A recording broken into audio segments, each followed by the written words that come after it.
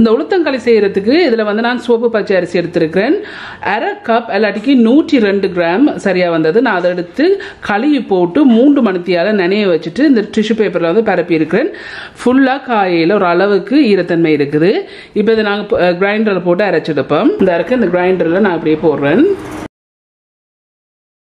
இதை போட்டுட்டு இதை நல்லா பட்டை அரைச்செடுப்பேன். இந்த அரைக்கு இதை நான் போட்டு பட்டை அரைச்சிருக்கிறேன். இதுல வந்து சின்ன கண்ணுல அரைதட்டு வச்சிருக்கேன். இதுல போட்டு அரைச்செடுப்பேன்.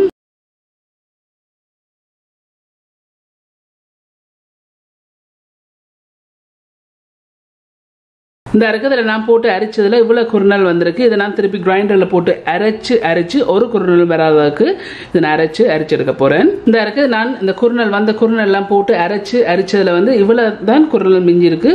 1 டேபிள் ஸ்பூனு கொஞ்சம் குறைய மிஞ்சி இருக்கு. இதை வந்து டிஸ்கார்ட் பண்ணுங்க, தேவையில்லை. இந்த அரைச்சி வச்ச மாவுல வந்து இதில் வந்து உப்பு இருக்குது. நான் 1/8 டீஸ்பூன் உப்பு சேர்க்கிறேன் இந்த இனிப்பை காட்டுறதுக்கு. இதுல வந்து வறுத்த உளுத்தமா இருக்குது. நான் அரை கப் இல்லாட்டிக்கு 100 கிராம் எடுத்திருக்கிறேன். உங்களுக்கு விருப்பம் சொன்னா இதை விட நீங்க கூடயும் போடலாம் குறையும் போடலாம், உங்களோட விருப்பம். ஸோ இதை இப்போ இதில் சேருங்க. இதுல வந்து கித்தூள் பெனங்கட்டி எடுத்திருக்கிறேன். 240 கிராம் எடுத்து நான் சின்ன வட்டி இருக்கிறேன். உங்களுக்கு இனிப்புக்கு ஏற்ற மாதிரி நீங்க சேருங்க. இதையும் இதில் சேருங்க. இதுல வந்து தேங்காய் பால் இருக்குது. கப்பி பால் 3ஆம் பால் 2 கப் இல்லாட்டிக்கு 500 மில்லி சேர்க்க போறேன்.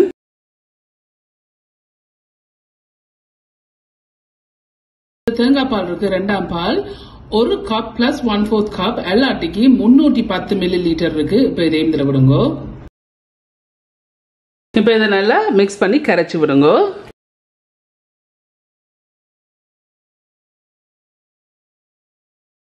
இந்த இருக்கு இதை நான் இப்படி கரைச்சிருக்கேன். இப்படி கரைச்சா பிறகு கரைச்சி வச்சிருக்க மாவு வந்து நான் காய்ச்சி போற சட்டியில வந்து ஊத்தி எடுக்கிறேன்.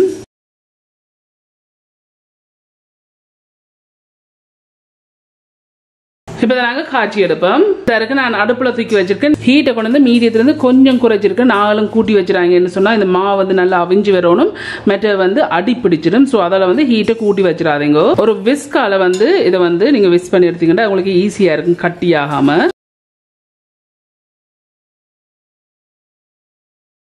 கை விடாமல் இதை விஸ் பண்ணி கிண்டி எடுங்க. இப்போ நான் சரியாக வந்து 8 நிமிஷமாக கிண்டி கொண்டிருக்கிறேன். இந்த இப்படி கட்டியா வருது, உங்களுக்கு பார்க்க தெரியுது.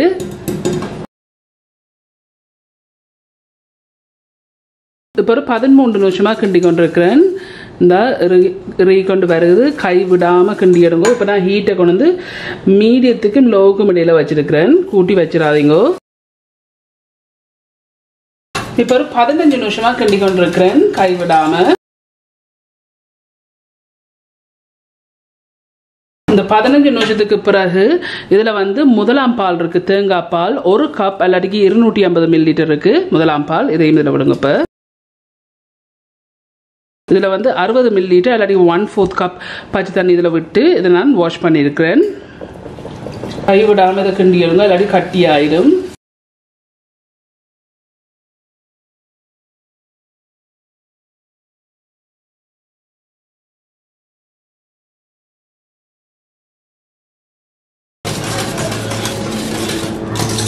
இப்போ ஒரு 20 நிமிஷமா கிண்டி கொண்டிருக்கிறேன். ஸோ நான் ஹீட்டை வந்து கூட்டி வைக்கல, நீங்களும் கூட்டி வச்சு கிண்டாதீங்க.